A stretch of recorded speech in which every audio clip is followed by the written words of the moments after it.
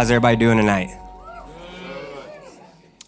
My name's Colin Mitchell. I'm a grateful recovering addict, a great follower of Jesus Christ. The things that he's actually changed in my life is things that I prayed for, wished for, didn't really know if it was going to happen, but I still held on to him.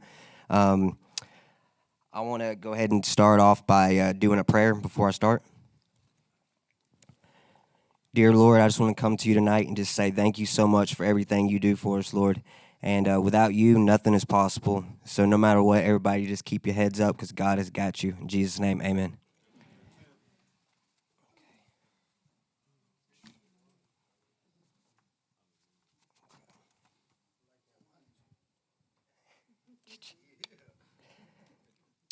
Okay, I want to start off by talking about my childhood, starting from the very beginning when it all started, when God gave me the breath to be able to show the person he made me to be.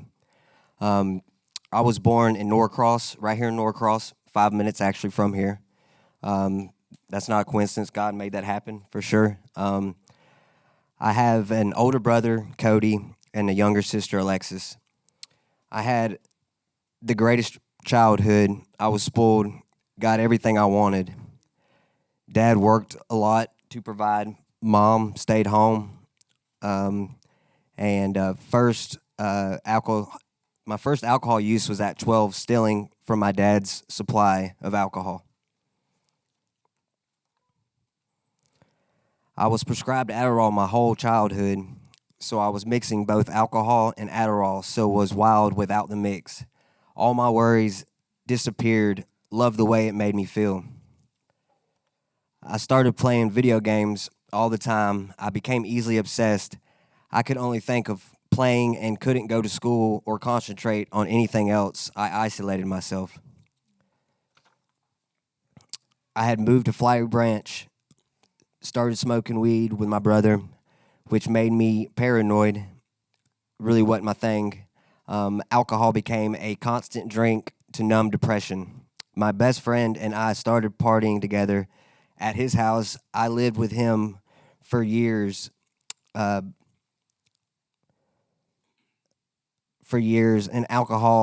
we drank alcohol and did meth together. Criminal career started at age 17. I drove for the first time, was on a high-speed chase in my mom's car. Was going 120, hit a telephone pole.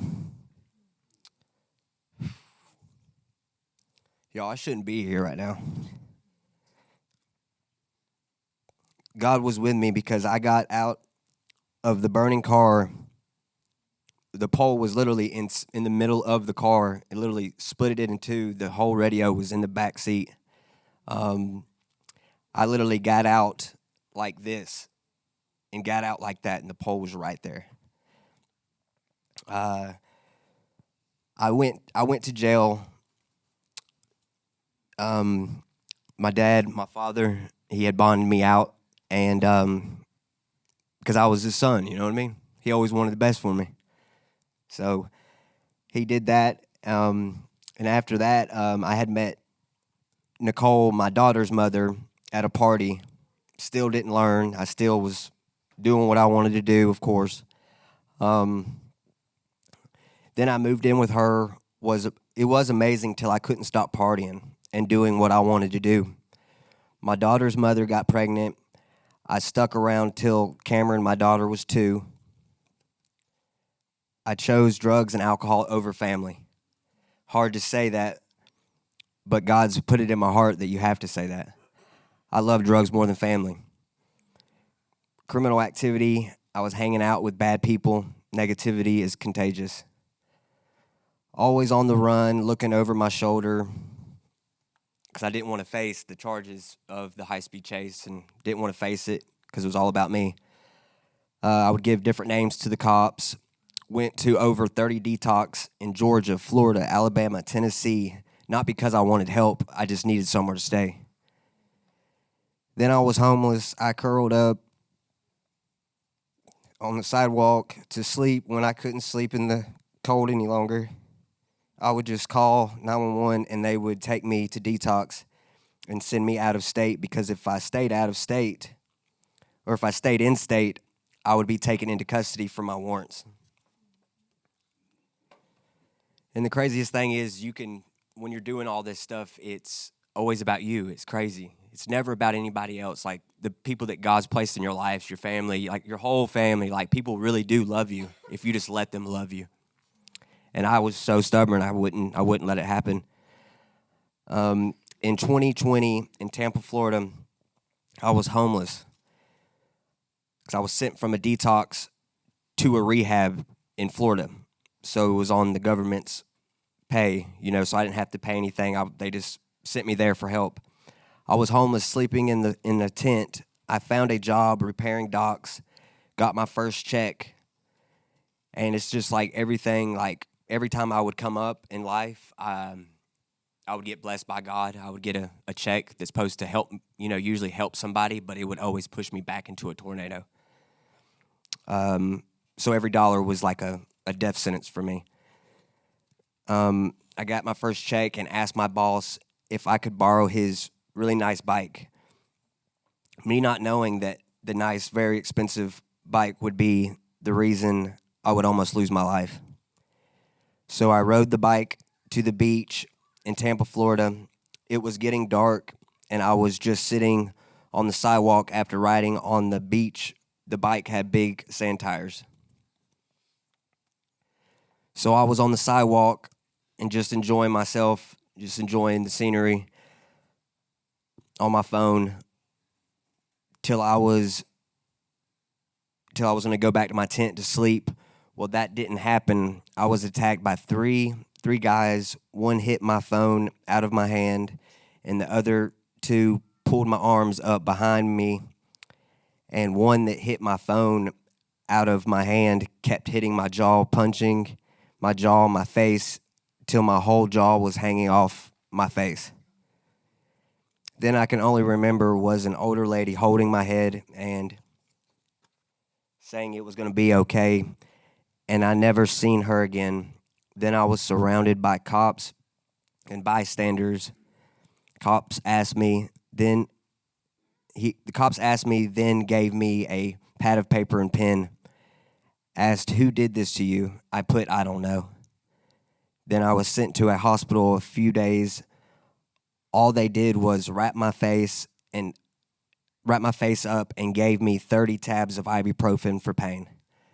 So I was walking back across the bridge to my boss's house to show him I was attacked and wrote out where his bike was locked up at. And the best thing I ever did in this situation was put the key to the bike in my shoe because they were looking for the key to that bike. He said for me to get off his property, and by him saying that, I was so defeated. I had nobody at that moment. I wasn't asking for help or anything. I was just asking, what do I do? But I couldn't say it.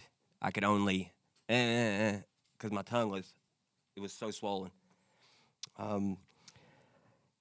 For me to leave his property, or I was going to jail. So I was thinking I don't need another charge out here to where I can't go out of state. So still about myself in a way.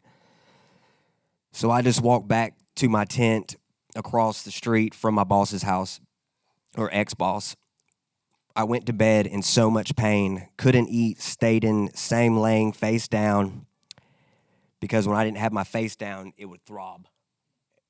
So it would stop the throbbing if I put pressure on it a little bit. And not moving for 5 days. On the 5th day, I had to get some water. But I was scared to drink water because I couldn't get it down, and I was scared I was going to choke. I had no energy. I was moving like a zombie and walked up the street and walked into this church. I'm pretty sure the name of it was 123 something in Tampa, Florida. And they started praying over my face and crying, so they asked if I was hungry. I said, very hungry, on a piece of paper. They went to KFC and got me a lot of mashed potatoes because I couldn't chew at all. I could barely put the potatoes in my mouth. It was very swollen. Then I got all my mashed potatoes and walked back to my tent, and I was so happy because I was finally being able to think about eating. It was a satisfaction that out of this whole thing. I was like, I'm starving, literally. And not having, it's not even the money part. It was more of like, there's so much food I could get, but I couldn't eat it. So it didn't really matter. So I ate and went back to sleep, woke up the next day, and I swear that God told my mind to tell me to get up and go get real help. Didn't know who was going to help me, but I found out real quick that right in front of the church that gave me food on that Sunday across the street would be a orthodontist and a surgeon. I walked into their office, and the lady said the doc's name. I can't remember the doc's name. My dad might know the doc's name because we went there, but that's next. Doc's name, and he came right out, and I wrote what happened to me. So he got me a Uber, and I was in for surgery in the next hour. So get this, no insurance, nothing, not even an ID. Like, that was definitely a God sent angel. Woke up with my dad holding my hand. He drove his van all the way to Florida. And how he got there, I have no idea. I still have no idea to this day. And my dad said we were going to go to his apartment. He said I could stay with him. I could only eat blended up food, a.k.a. applesauce. He probably spent thousands and thousands of dollars on applesauce. He's the applesauce king. Blended up food I had to eat it through a syringe / catheter. It had a tube connected to the syringe, and I had all these teeth surgically removed so I could eat. So all my back teeth are completely gone because of that. When I opened the door to the dryer, or when I was washing a load of laundry, and a $10 bill fell out of it when I opened the door to the dryer. Right when I found, like, even through all that, I still was thinking about me. That is the craziest thing. So selfish. Right when I found the $10, my mind told me I can get me a few beers. So when Dad went to work, I walked to the store across his neighborhood and got drunk. I was taking perks. That's what the doctor had given me after I'd gotten out of that surgery. So I was really messed up. Dad found me in the closet, of all places. I'm trying to hide from him for some reason.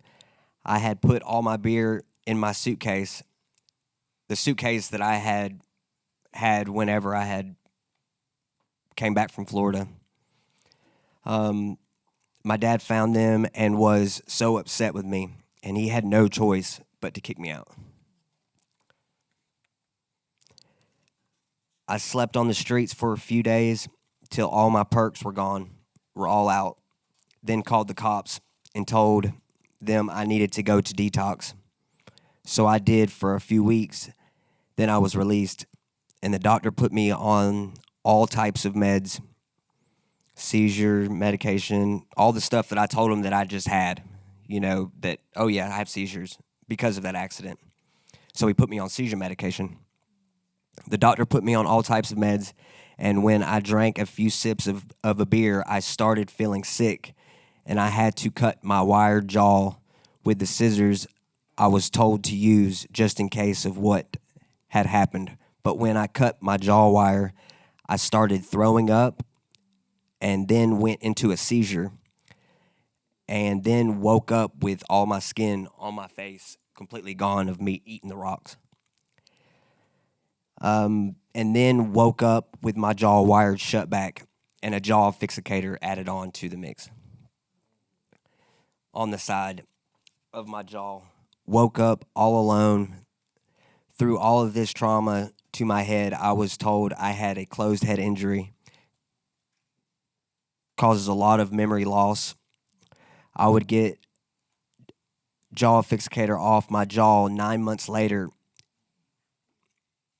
I had, after I'd gotten my jaw fixator removed, I had walked into an emergency room and I told him it was time to take it off. And so this doctor just sat me up on a table, no medicine or nothing, and they literally just got pliers, went one way, and then pulled that whole thing out of my jaw.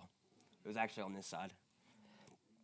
And it was literally 3 bars, and then it looked like like an entrapment stuff that you would see like on the Saw movie. Pretty much you wake up with that. It's exactly what it was like. So I was kind of an actor in a movie without even knowing it. I had, and then I had, after I got that taken off, I had wires that were around my jaw where I had my mouth wired shut, and I straightened out one end and then another one, and I cut it, and I pulled 18 bars out of my teeth. Each one, because I was in so much pain.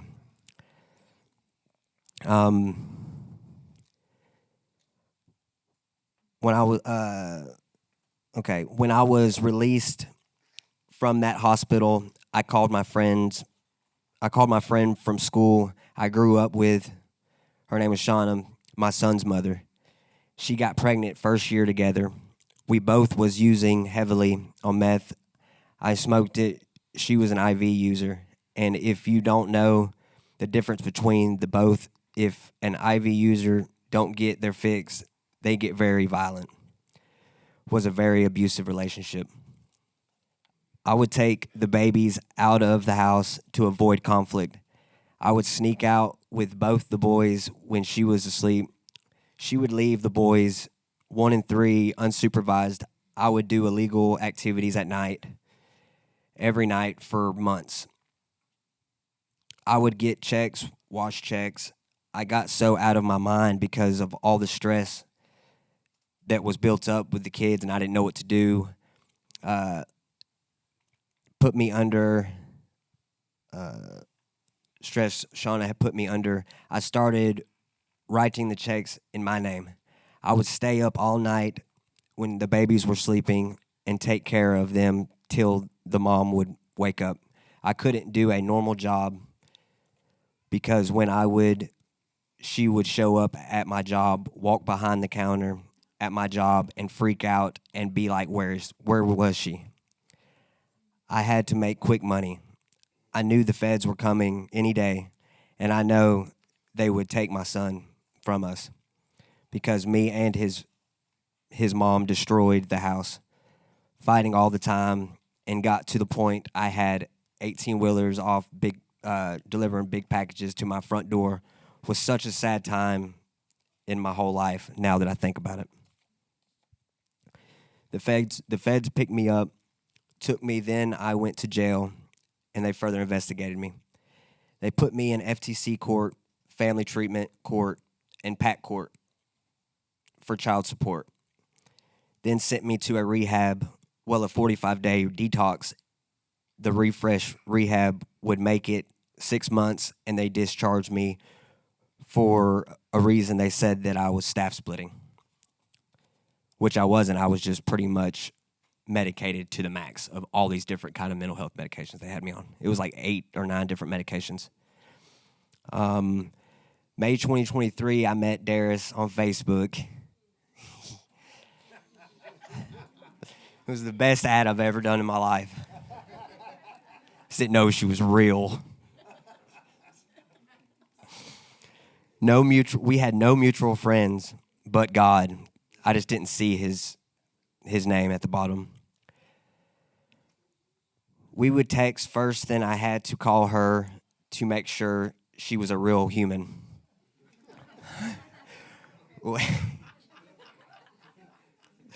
Well, she was. When I videoed her for the first time, I had to meet her in person. So our first date was at an AA meeting. Went to 2 of them because she was so stunning. And back to back, and that was when our love story started. She set boundaries, didn't like that. But I still loved her, I just didn't understand. No romantic relationship, really didn't understand. But I still stuck in there, even though until 1 year clean. That was her say so. So I just agreed. Whatever. I guess I have to. I'll be obedient with this one. We have always prayed together. She would usually pray, and we built a friendship that no one could ever break up. November 2023, I was sentenced to 1 year inpatient. And get this, y'all, all of this stuff that I had done, I'll show you at the end of all the charges that I committed. This was my sentence. So this has to be God. It has to be. Even though I was the one that caused it all and made it happen for me to lose my son. I was sentenced to 1 year inpatient at Project Adams. At Christian rehab, would be only having 6 months left in drug court when I graduated Project Adams. But since I transferred drug court, I have to restart drug court. So instead of having 6 months, I have to do 24 months. All over. So instead of having 6 months left, I have 22 months. I see it as God protected me, not an attack on me. I have a lifetime on felony probation,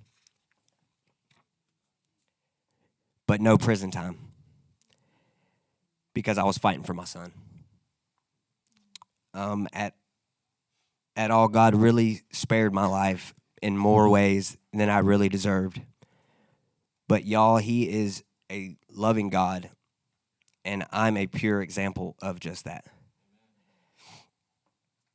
In Project Adams Rehab, I learned the real power of prayer, going to church and loving this life and these people that have really blessed my life in my walk with God. I learned about the Bible. I learned how to open the Bible. I learned how to actually listen to the words and stop worrying about what I have going on in my life. I learned structure, scheduling. If you don't have a structure, you're not able to really do any of these things. Honestly, you have to have a schedule and a structure to make it all happen through him, of course. I was never alone, and that changed everything. When I was released from jail, when I went to Refresh Rehab, I was dealing with defects the whole time. While in rehab, I had visits every week for a year with my son, Braxton, and a half. For a year and a half, they never gave me more than 2 hours with him. They said they would the whole time. Did drug tests, urine samples, and mouth swabs and hair follicles at gas stations. After a year and a half, they said he had been in custody too long with defects, and a family wanted to adopt him. Adopt my son. I still deal with that a lot. That's the hardest thing that I've ever had to deal with. Losing your son, even though you fought for him as much as you can. And I wanted the best for him, so I was denied legitimization. Even though I had been clean, out of trouble, the judge still denied my legitimization. I didn't want to put him through another second of back and forth, another visit. Every visit, he would ask, "Dad, can I please go home?" With you every visit, I would have him get him ripped out of my arms because the visit was over. I fought for my son till the courts would not let me fight for my son any longer. God will give him back. They can't keep him forever. God's time, not mine. On November 22nd, 2024, I graduated Project Adams. If I can find it.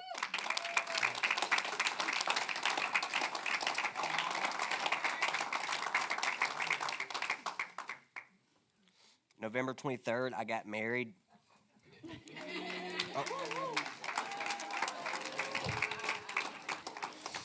Timing was God.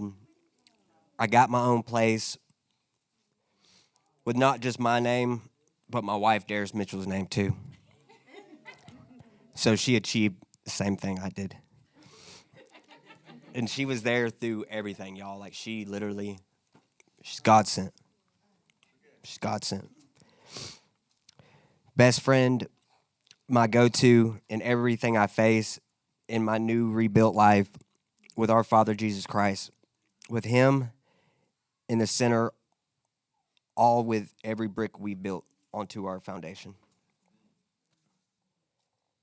Getting my drug court transferred to Gwinnett County this Friday.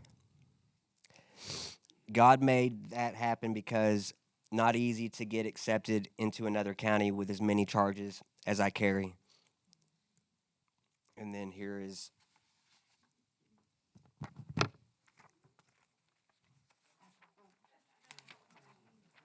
all of my charges.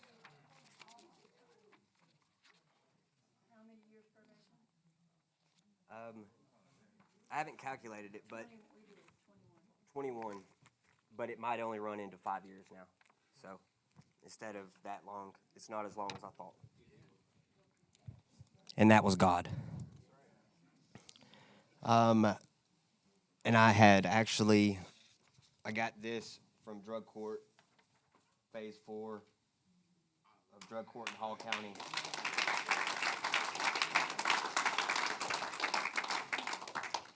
And then I got my Star Award and everything for drug court from the judge deal. Okay. They wouldn't accept me with this many charges. I carry thanks for listening to my story.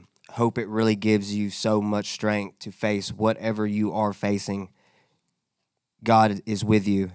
Hit your knees and give it to him. He will guide you. I'm proof. Thank you.